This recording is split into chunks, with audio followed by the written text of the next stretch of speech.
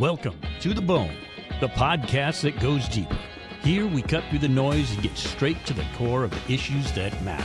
From real stories to raw truths, we dive deep into the conversations that shape our world and challenge our thinking. We're not afraid to dig in and get to the marrow of it all. Whether it's life, culture, or business in sports medicine, we're here to break it down raw and real. No filters, no fluff, just to the bone. With your host, Shelby Daly, we're getting to the bone. This is a clinically pressed, approved CEU podcast. Find the quiz to gain credit at clinicallypressed.org/courses. Clinically Pressed Company, making the complicated simple through results that give back. Find out more at clinicallypressed.org. Let's get started. Good morning and welcome to the Bone, the athletic training podcast that's having a nationwide conversation. Yep, good morning to you. It is 6 a.m. in Kenai, Alaska, where we are podcasting my side of things. 30 degrees and cloudy outside. And on the other side of the planet, Philadelphia, we have Shelby, our athletic trainer with the mostest. How's the weather in Philadelphia at a normal hour in the day? Well, it's a little rainy. Last night was trying to snow on us, so I'm not sure if it's freezing rain at this moment. Ooh, 10 a.m. freezing rain in Philadelphia. That's going to be, well, all right. I won't even talk about the parade. A lot of opportunities for athletic trainers when they have a parade and have celebration in Philadelphia, though. Yeah, a lot of emergent care. Emergent care. Yeah, GSRs, all the stuff that you don't get to get caught up on a field. So training us today, we have apparently a third person. I'm looking over there. There's like a whole nother body on the podcast this morning. Notes would say that you're Chris Proctor, Vice President of Industrial Athletic Training Society. Wow, that's correct. Industrial. Tell us about that, Chris. Welcome. Well, thanks. Glad to be on here. Yeah, I've honestly been working as an athletic trainer within the occupational and industrial realm for basically my whole career in some way, form, or fashion. Straight out of undergrad in 2008, I jumped into a job working with coal miners in West Virginia. And since then, I just keep growing and growing within the industry. And I found myself in a position where now I am the current vice president of the Industrial Athletic Trainer Society, and a lot of exciting things on the horizon for us. So you're saying that work may actually include some physical work? Crazy idea, right? I did have a friend and a client back when I was still in business, and he did along a similar line, I imagine. He would go up to the North Slope where we have oil field workers and drillers and stuff, and he would help with, okay, how do we make your work environment not kill you as quickly? And so he did a lot of different stuff with various treatment protocols. Tell us a little bit about what you do with your industrial clients. Well, actually, at this point now, I am purely in an administrative role. I've got a whole team of athletic trainers actually that do this across the country in various different settings. From, like you mentioned, oil field, we actually have quite a few people working in the utilities industry, so gas and electric, especially out on the West Coast. We have people in arborist settings, so people that go and trim up your trees and get them out of the way of the power lines and all of that stuff.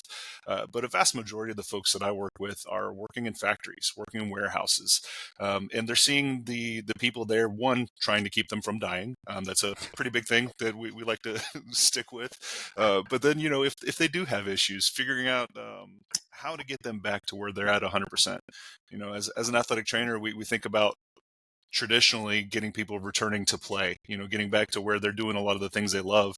But in the industrial setting, we have this unique opportunity to get people back to providing for their family, bringing home a paycheck.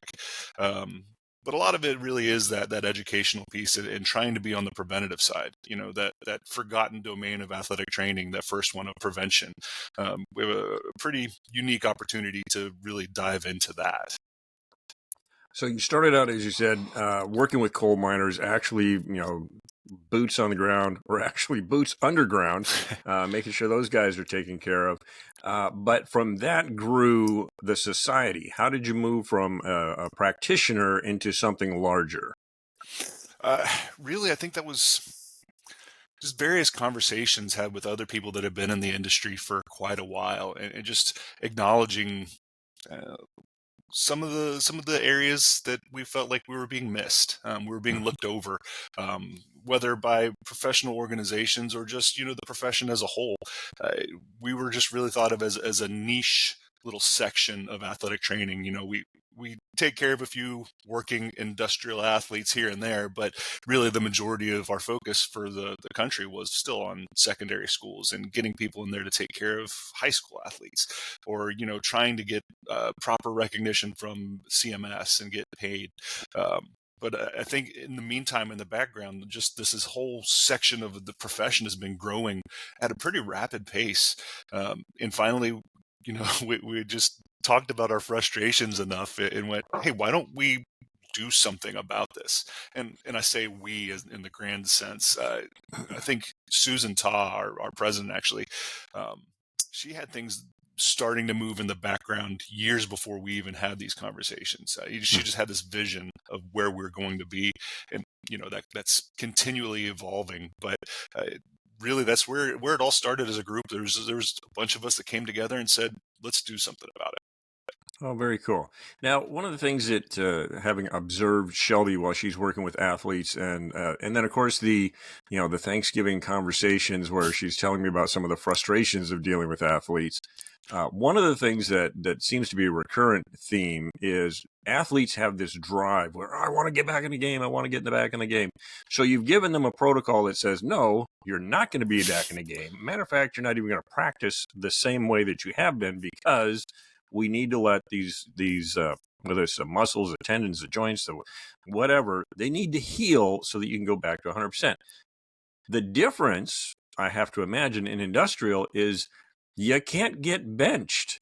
You kind of have to show up for work every day. So how does that affect the treatment protocol when you know that the best thing to do might be to tape them up, put them in an ice bath, and take the time to heal correctly. But the fact of the matter is, they still got to show up for work the next day and continue to be productive. How do you deal with that as a treatment protocol? It's tough.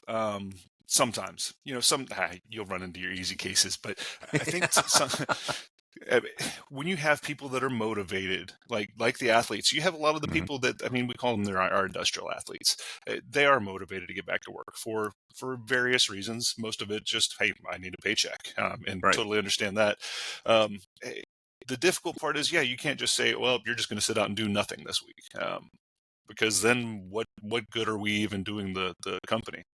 Typically it's the company that's hiring us to be there and take care of these folks, with the idea that they won't be away from work, that they'll be able to do their job. And a lot of times that's stuff that we're working with the environmental health and safety team. We're working with the HR team with the company and finding different ways to work within their scope of their standard job day-to-day tasks without adding undue stress to whatever structures that they're dealing with injuries with.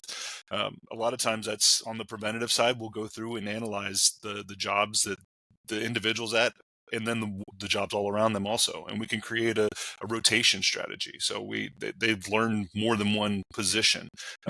And so, if you have one position that's pretty strenuous on the upper extremities, but then the next one isn't so much, and it's, working within your power zone, we can move them around to that.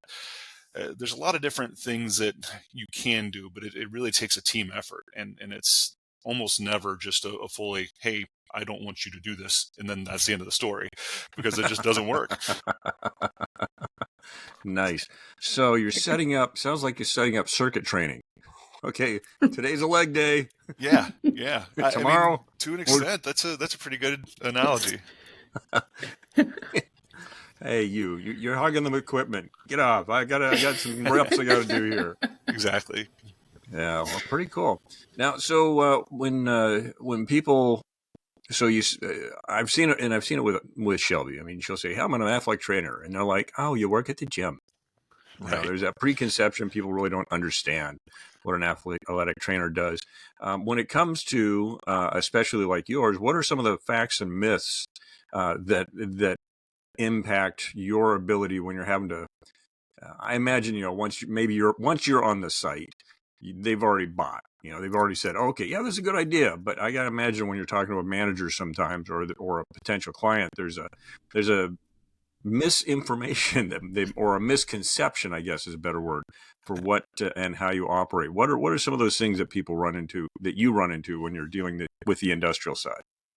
Yeah, kind of similar how, the typical, oh, you're an athletic trainer. What can I do to get rid of this beer gut? You can run into that a little bit there too. We Down can the make beer. so much money off of that if we just would Oh my acknowledge goodness. it. If I had a way to just, uh, no, I think kind of similar to that, where they're just confusing the profession. Run into a lot. Oh, you're a physical therapist. Oh, so what can we do? Can we do my physical therapy here? No. That's not what we're here for. Or the number of times I've had them come through and go, "Are you a chiropractor? Can you just pop my back for me so I can get back to work?" Raise the bar in 2025. Complete your BOC certification maintenance requirements early. Don't forget that 2025 is a reporting year for athletic trainers. Are you on track to complete your BOC certification maintenance requirements? Find out today by logging into your BOC profile at bocatc.org/BOC360. That's right, it's time, and this year is the year to renew your certification maintenance requirements. Check it out at bocatc.org/BOC360. Introducing Q-Tape, the skin tone kinesiology tape designed to help you heal while blending seamlessly with your skin. Whether you're recovering from an injury or needing some extra reinforcement, Q-Tape offers support where you need it most without compromising your comfort or style. Our tape is available in 3 versatile skin tones, ensuring a seamless match for all skin types. No more awkward mismatched colors or feeling self-conscious during your recovery. Q-Tape isn't just about looks. It's designed for high performance. With its strong yet flexible adhesive, you get the support you need without sacrificing mobility. Whether you're dancing or working out, you'll enjoy full range of motion and all-day comfort. But that's not all. Q-Tape can be worn for up to 4 days. Going for a shower or swim, Q-Tape has got you covered. Find us at www.qtape.com and at qtape_ on all social media platforms.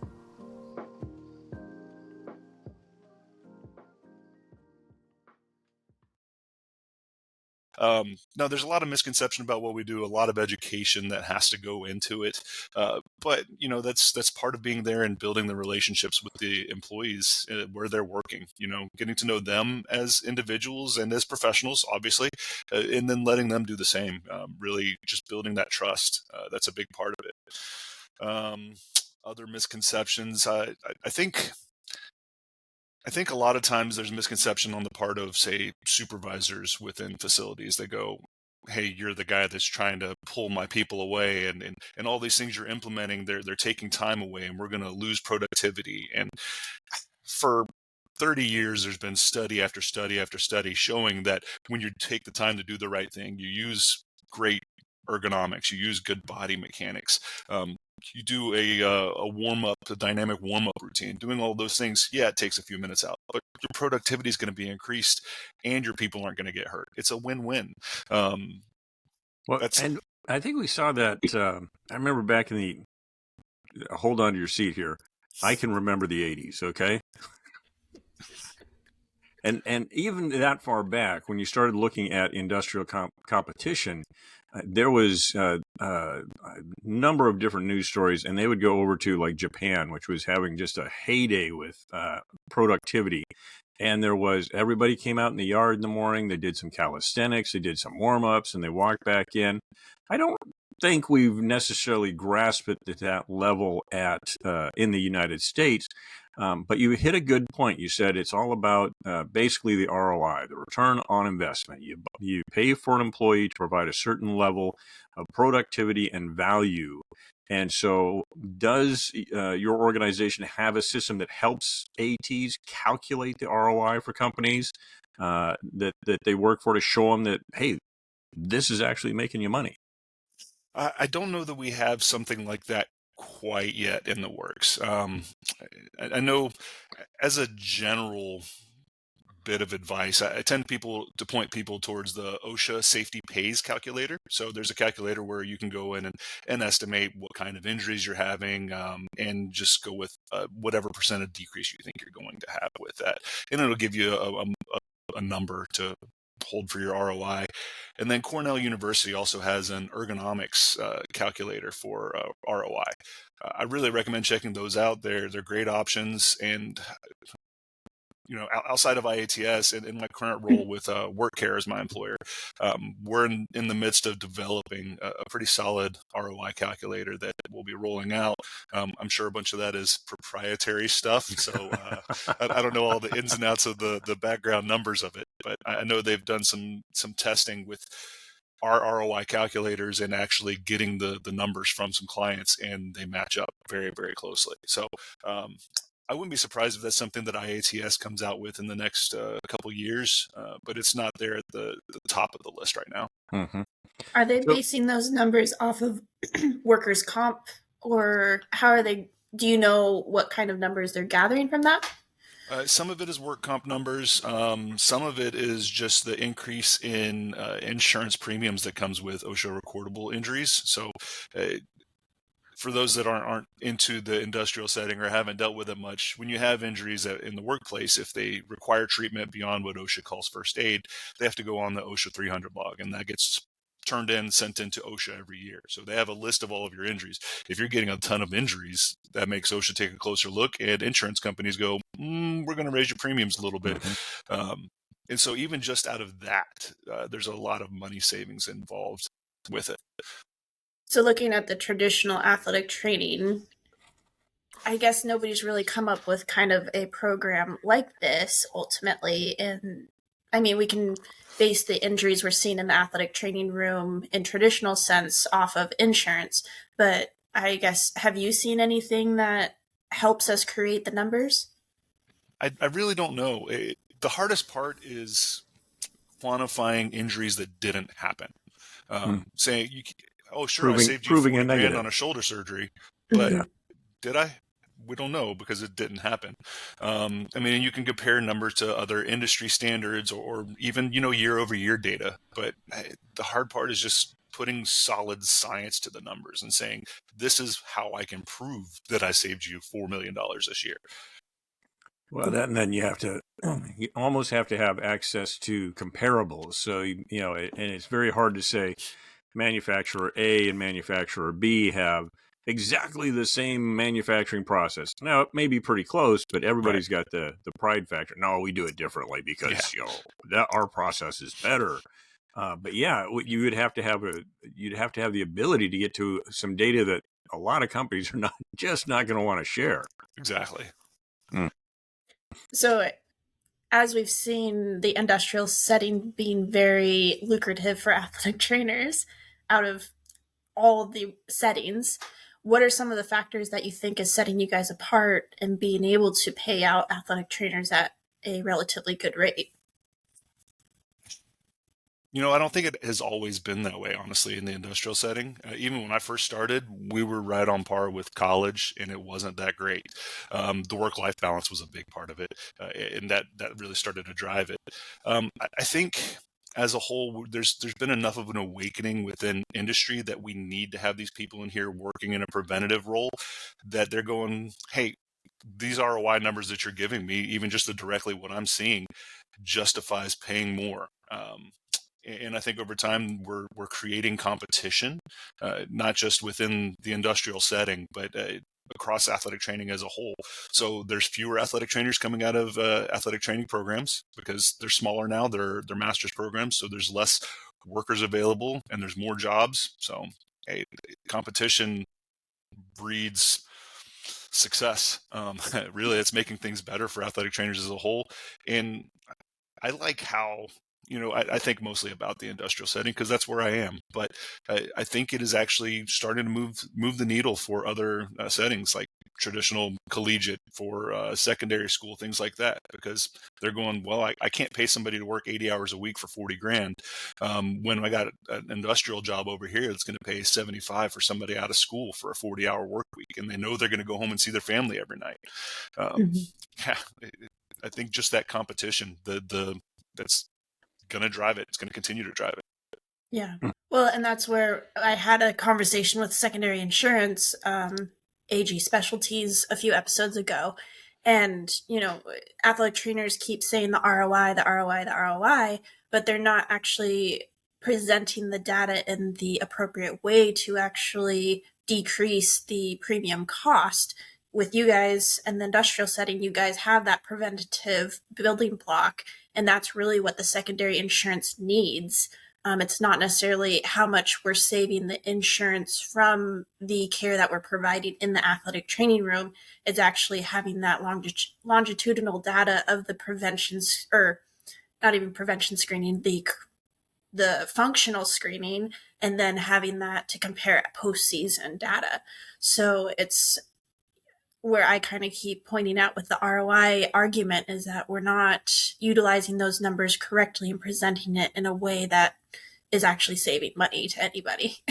I agree. And I think it's really tough, again, because it's really hard to prove what you didn't spend. It's a rabbit hole that we don't have time for today, but athletic trainers, I think we've spent too much time comparing ourselves to other professionals that bill by the hour or bill by the 15-minute segment. Honestly, I compare us a lot closer to nurses. In our educational background, the way that we're kind of the one-size-fits-all jack of all trades, and you don't see nurses getting paid based on their production. They get paid based on the value of having them there as a professional. So maybe that's something we need to look at as a profession is, you know what, we need to get off this whole, oh, well, we're similar to PTs because we also do rehab. Yeah, but our job is way, way broader than that. And I think we've pigeonholed ourselves there for a long time.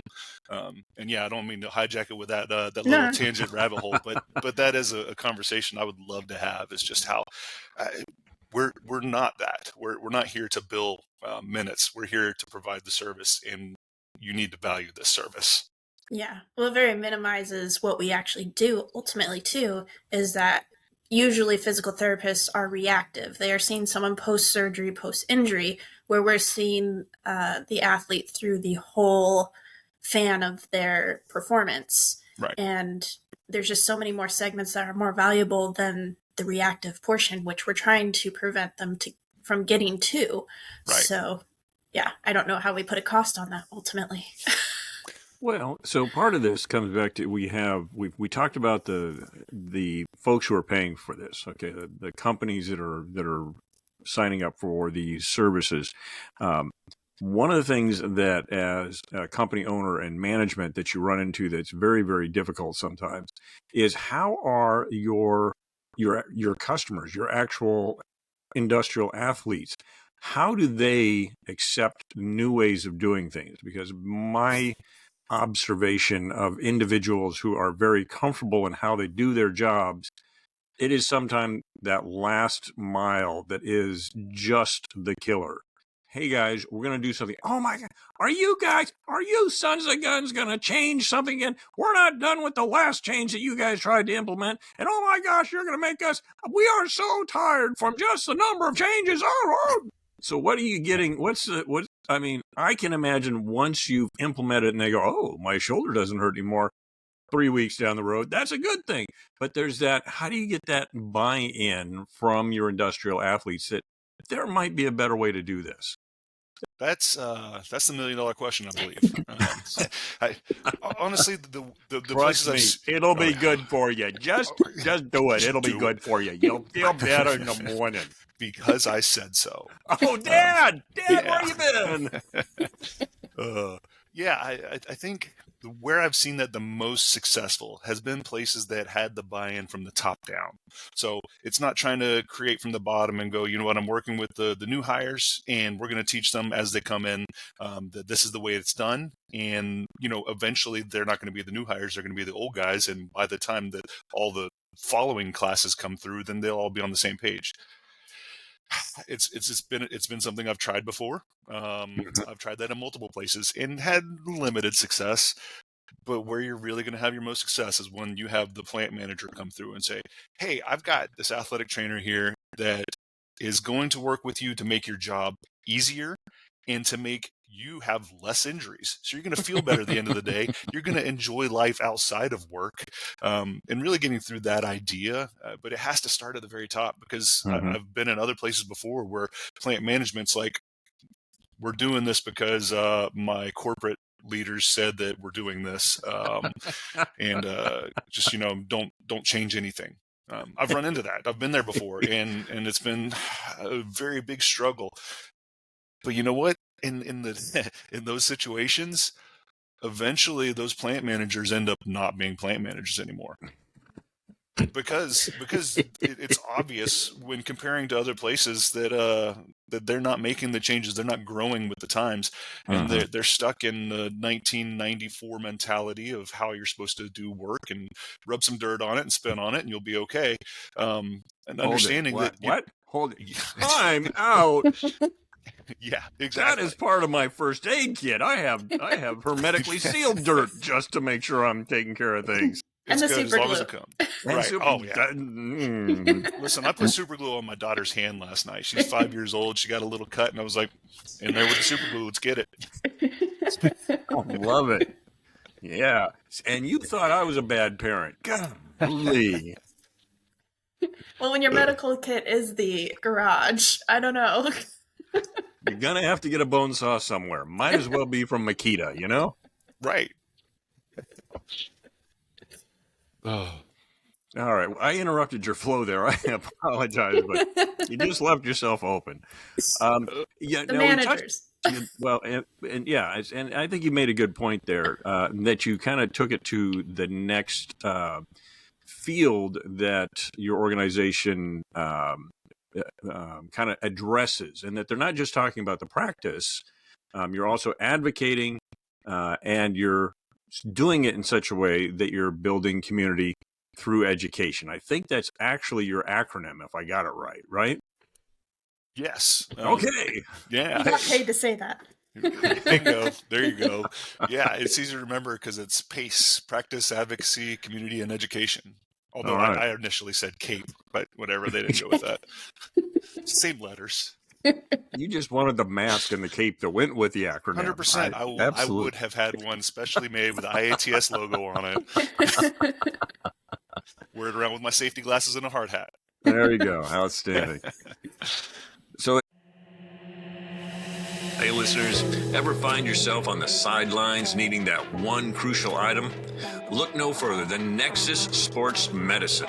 Nexus is your go-to partner for creating comprehensive medical kits and accessories tailored for athletic trainers in any setting. From high school fields to professional arenas, Nexus has you covered. These kits are designed by an athletic trainer with meticulous organization, ensuring that you're always prepared, no matter the situation. Stay ahead of the game with Nexus Sports Medicine and keep your athletes safe and thriving.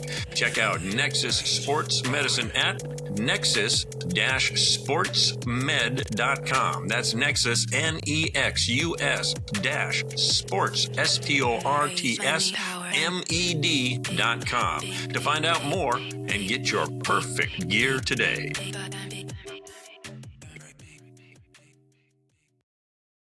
So yeah, I mean, I think that's probably the coolest thing about what Shelby and you do is that you really are in a very hands-on way, and then not even as a metaphor or a simile. You're working hands-on with athletes and industrial athletes in an attempt to make their quality of life better, and obviously not just at work or on the field. If you're a better, healthier human being, everything in your life is touched. So that's tip of the hat.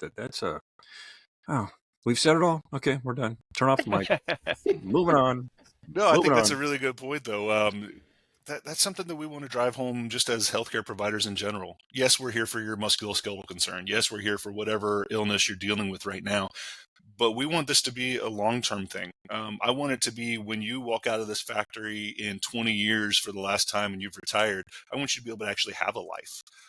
Not just sit in your recliner at home because everything hurts. I want you to be able to go pick up your grandkids and play with them. Go sit on the riverbank and throw a line in, whatever it is. I want you to actually be able to enjoy your life and your retirement one day. Well, and the other piece of it is, and I agree with you 100%, because it's what we used to see is once people lost that reason for getting up in the morning and they retired, there was a mortality rate at 5 years. It was like, oh, they're all gone. I mean, it was, you're retired, and 5 years later, they were putting dirt on you. Yep. So there's the piece of it that says, yes, if you do choose to retire, that you can go out and do things and enjoy the world. I mean, I want to travel more. I would like to be able to walk when I get there. Right. But there's also the piece of it. A lot of people do find a tremendous amount of meaning in life in the work that they do. And if you have the ability to extend that, I mean, back in the day, it was 55 and you were done. I can't imagine anybody retiring at 55 today. That's just because we can't afford it. Well, there's once again another rabbit hole we don't have enough time for today, but Right. I got a library that agrees with you. But if you do decide to work, or one of the things that the retirees will do is they will go from, okay, I was a banker and now I'm working in philanthropy. It's full time, but I'm doing something that I wanted to do and I still have the physical ability to do. So again, tip of the hat for that whole kind of realization that work-life quality actually is a thing. So yeah, nicely done. And such a concept to bring to athletic trainers: work-life balance, quality, doing something outside of the athletic training room. Well, you have to unwrap that concept that, oh my God, you know what? There is something outside of athletics. Yeah. And if you're not working 80 hours a week, there's life. You can have a family. Enjoy food. Oh Yeah. I don't know, man. 5-minute burrito out of a gas station on your way to the next game. I'm not sure how you're going to top that food wise. I've been through so many gas station hot dogs. Well, and I think it's the evolution of the mindset of the athletic trainer. I think the traditional, I don't even know if it was traditional. I think it was up to when I graduated. It was how quickly can we get them back in, patch it up, make sure that they can keep going. And obviously we'd look at it after, but I don't think we took those factors in necessarily either.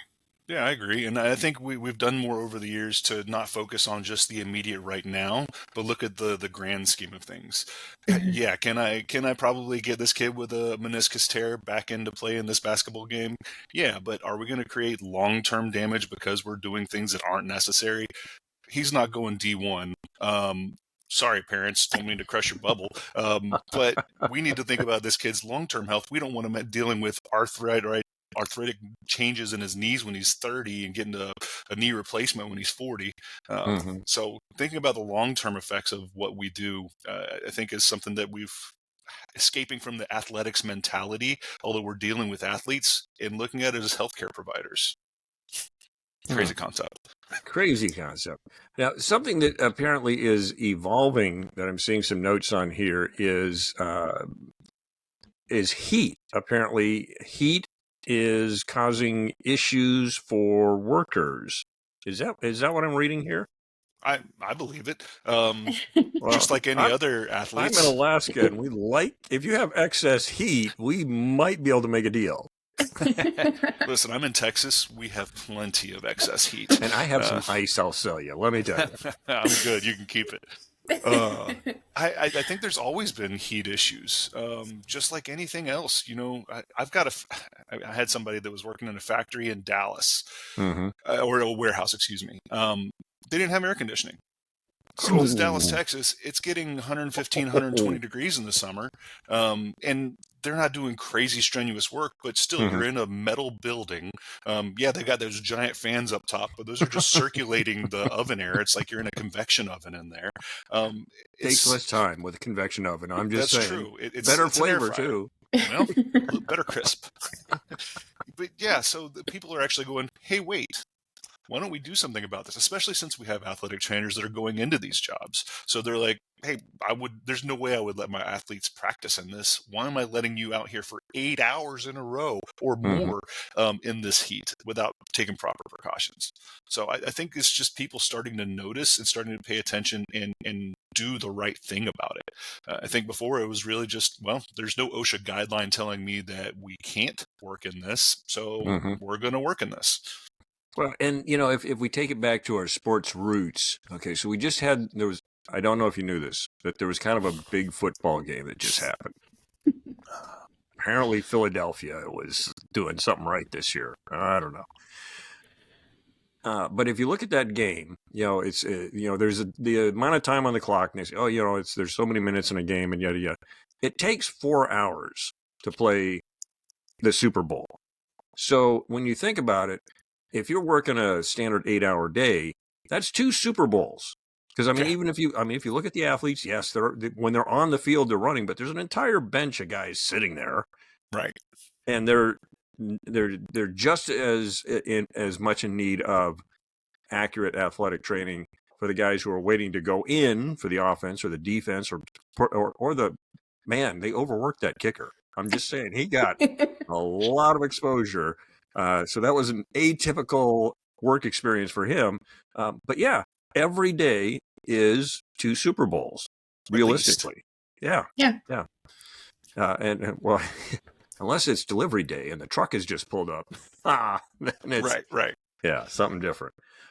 So it's I guess conceptually, when we're talking about these things with management and with the employees, I don't think we think about it in those terms. I mean, those are some very expensive athletes that they're getting a tremendous amount of athletic training for a 4-hour incidence once a year. And then basically the American worker is going in there and 2 Super Bowls today, and then I'm getting a beer. Right. Well, that's how it cools off from the hot zone. That's back to the heat illness prevention. Yeah. It's an ice machine. Get some baggies, put them in your pocket, shut up, and go back on the line. Yeah, I mean, I've seen some really good things. I've seen some places that had cooling towels available for their people. I actually worked in a factory in Illinois where it was a light metal factory. It was an aluminum foundry, so it was constantly hot. In the wintertime it was nice. Yeah. But in the summertime it was ridiculous, and you had to wear all your fire retardant gear and everything. Yeah. So it was just constant sweat ball. But they had available all these big, I don't know, like icy machines that were full of Squincher, which is the industrial version of Gatorade. So they had Squincher ices of all the different flavors available for free for all their people all day. So anytime they wanted to, just grab an icy, and they there you go, cool them down. They had a whole bunch of good initiatives there to really take care of their people, and I know there's a lot of companies out there that do pay attention to the heat on this side, but a lot of other ones, it's still a new concept. Well, and there are some times where you can't do it. I mean, there's just so like with the heat suits in the foundry. I haven't worked in a foundry, but we used to do NBC training, which is nuclear, biological, chemical warfare training. Whereas you put on a massive charcoal suit and then your ruck and your gas mask, and let's go run 3 miles. Right.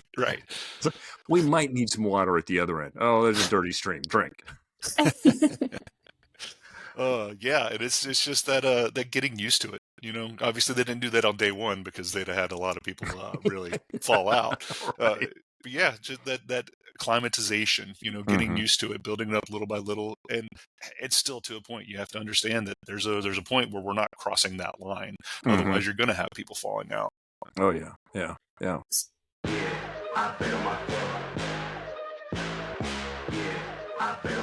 Your body is the most important instrument you have to perfect your craft, and it's important to keep it in top form. As To The Bone's official recovery partner, Rapid Reboot Recovery Products can help you do this. With their best-in-class pneumatic compression devices, you can customize your recovery settings to help your body perform its best. Get yours today with the To The Bone 15% discount code. That's right. Visit rapidreboot.com, RAPIDREBOOT.com, and enter the code TOTHEBONE15. to get your 15% discount. So with the financial implications, my impression is that you guys are very EAP dominant. To an extent. My husband worked for Amazon and was doing deliveries in the truck, and I'd be looking at the Lightning tracker, and he's still out there doing deliveries and stuff, or it's super hot, or we have ice, sleet, rain, and he's having to run around and do that.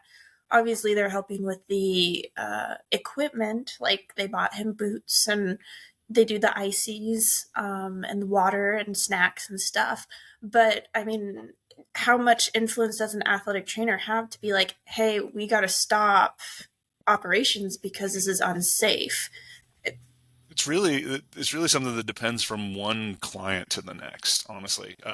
Talking about the Amazon drivers, a question that I had asked the other day, because I was taking a walk around my neighborhood, and then the Amazon drivers coming and hopping out and running up to a building and running back, and then pulling up 3 houses and running up to the house and back. And I went, they need an athletic trainer. I know there's athletic trainers for the people in the warehouses, but apparently the drivers are under a third-party contract, so they're not under the care of those athletic trainers. So that's something that I'd like to explore a little bit more. And sorry, I run off on tangents like that. No, you're good. Well, it's applicable. And it demonstrates just, I think you were making a parallel previously between athletic trainers and nurses in the past, earlier in the conversation. And it is that, these things do have tentacles. It's like, okay, in the past, maybe doctors and chiropractors and surgeons might have dismissed an athletic trainer as the person with the water bottle on the sideline, and I'm not going to take any information from them. But it's this growth of, okay, you may be a specialist doctor, PhD, but when we start looking at the amount of inputs, and if you look at it as a data map or as anything else, just the number of variables that go into why is this guy on your table?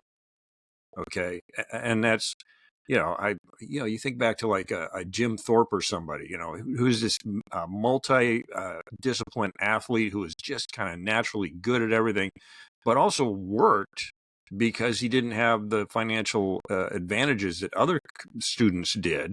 And so he was doing everything he could. So there's going to be things that affect your ability to, whether it's do your job or be an athlete, that is outside the kind of awareness of the specialist doctor you're talking to, and ATs and nurses and the folks who have to look at everything. I mean, if you think about a nurse walking down a ward and this guy, well, he kind of fell on something sharp. This guy's a blunt head trauma. This guy's just worn out. It's a much wider input of data and variables than potentially a specialist would get. And you're going to get that with the ATs too, because they deal with, especially now that we're growing that body of knowledge outside of sports and applying it to industry, you're going to get a lot of points of data that go into what can we affect positively for the industrial athlete and the business and the ROI. Yeah, and I think again, athletic trainers, we have a unique skill set. Everything because we're I don't hate it's jack of all trades but master of none.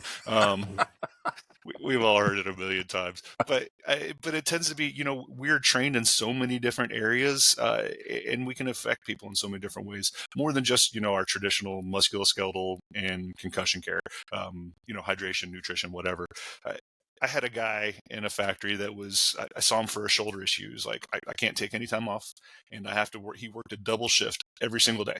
Every day. So he worked 16 hours in a row every day.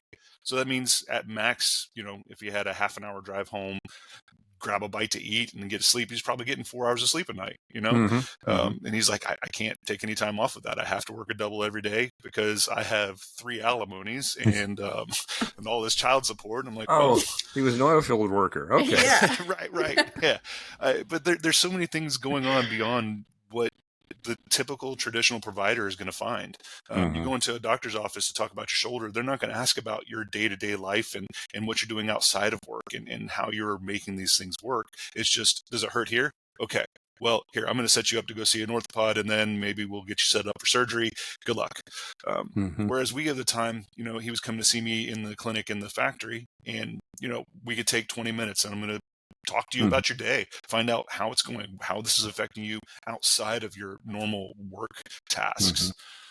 So I think athletic trainers kind of have a little bit of a different approach to things like that. It's kind of like when you're working with kids on the sideline for traditional sports. They're not always fully active, but you can take time and get to know them as they are outside of sports, and that gives you another level of trust to build that rapport.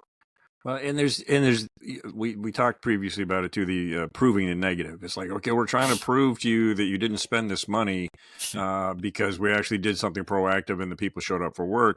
The darker side of it is that when people attempt to start self-medicating themselves to pull a double every single day, some of the solutions they come up with are damaging and, oh my God, illegal. Right. And so my beautiful and talented wife ran, and this is one of the reasons we joke about them, is she ran oil field drilling crews. Okay, so she made sure that they got paid. She made sure they were getting on the helicopter to go out to the platforms and all that. You have to think about the economic impact of having a crew that has decided they're going to self-medicate with illegal substances, and everybody on the crew pops positive on a P-test. Yeah. So now you've just lost an entire crew that would have been on for a 2-week stint to get the job done because they're using the level of options available to them was outside of their experience, and they did something that was easy. Yep. So and then you have to pay double time on the crew that has to go hold up the schedule. Yeah, there's that, or there's the whole you got to go back out to nobody likes going out and recruiting and hiring new people. It's like, oh my God, if people would just, if we could get it, but because it's this whole thing. Oh man, we got everything we're supposed to be doing, and now we got to go out and try and find some new people, and then we got to vet the people. It's a huge expense.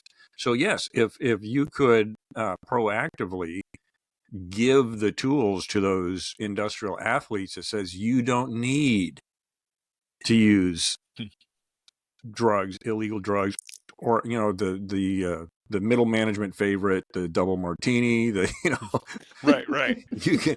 There are ways we self-medicate that long term are not beneficial.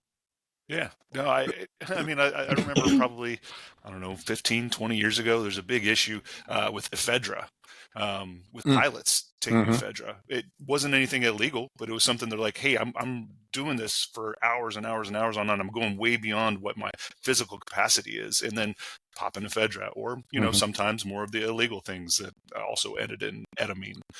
Yeah. Or just the abuse of the legal ones. Like you said, there are young lady, what was that? You don't know about any of that. Knows the old it. booger sugar. Oh,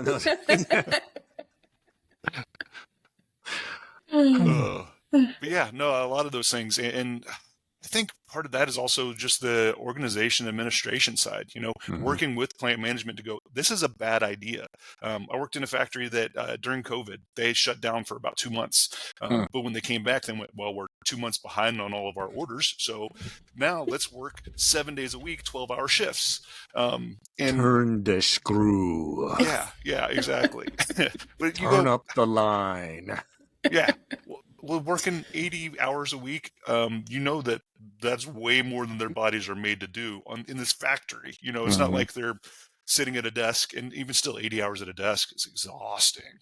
Oh my God. And I just got the right tape for a paper cut. Have you tried to put direct pressure on a paper cut and still type? Oh my God. Goodness. Yeah, no, that's where the super glue comes in. Amen, brother.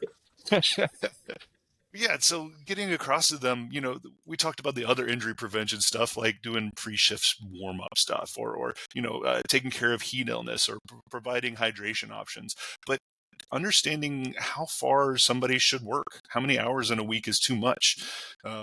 I have a provider up in Chicagoland that is working in a place that does 512s a week. And of course, you're seeing a ton of overuse injuries, seeing people that are just exhausted by the end of the week. And that becomes unsafe, not just for themselves, but for the people around them. So whether they're self-medicating to stay on top of it, or whether it's a pot of coffee in the morning and a second one in the afternoon, or 3 or 4 Red Bulls to get through that final break, whatever it is, it puts you in a different mental state, and you're not able to be as responsive as you should be able to. And that endangers everyone around you, especially working with big, heavy machinery. Well, and actually, it's even simpler than that. We had an issue last week where I worked, and so it ended up, for me, it was a 15-hour day. Okay, and it wasn't that we were doing anything amazingly. A lot of it was waiting for switches and over the internet to talk to each other, and we were rebuilding a router and stuff, and so it was time consuming. So it wasn't physically bad, but 15 hours in, and we got it all done.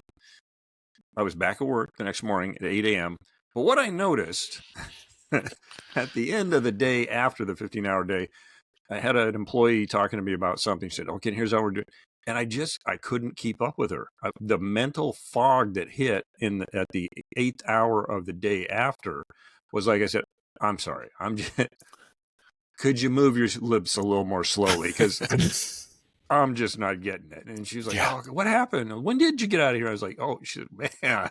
So, and that's just, that's just pushing keys on a keyboard, but they're attached, in my instance, to people's assets that they would not like me screwing up. I mean, geez, it's not physically demanding, but if you got that fog, guess what else happens if you are in a physically demanding environment? Exactly. Well, I mean, and just out of the danger of industrial machinery all around you, and the people next to you, depending on you doing your job accurately and timely and not screwing that up. Absolutely. And in my industry, moving the decimal point in the wrong way, that's a huge mistake. Big thing. Big mistake. All right. Well, guys, thanks you so much for joining me first thing in the morning. We'll let you go get your coffee after this. Yeah, I need to get a refill on my coffee. I'll finish mine up. But I think that's going to do it for this edition of To the Bone. If people want to get in contact with, it's IATS, correct? Correct. Yeah, if you want to get a hold of us, first find us on the socials. The Instagram, X, Facebook, any of those, LinkedIn. And then if you want to go to industrialats.com, that's our website. You find a ton more information there, and join. If you join the Industrial Athletic Trainer Society, even if you're not an industrial athletic trainer, maybe you're a student right now in the athletic training, and just kind of curious about it. We even have really low cost student rates to join. A lot of upside and not very much on the cost side for everybody right now. Outstanding. Well, thank you very much for spending a little bit of time with us. We hope to hear from you again in the future as things progress. This is To the Bone. You can check us out, as our guest pointed out. You can catch us on all of the social media. And we're out there, and we'd love to hear from you with show ideas, guests that we should be talking to, or topics that we need to address. But until next time, I'm Randy Daly. This is my beautiful and talented daughter, Shelby. And there's that other guy that we had on because we needed some content. Awesome. Thanks. You bet. We'll see you next time right here.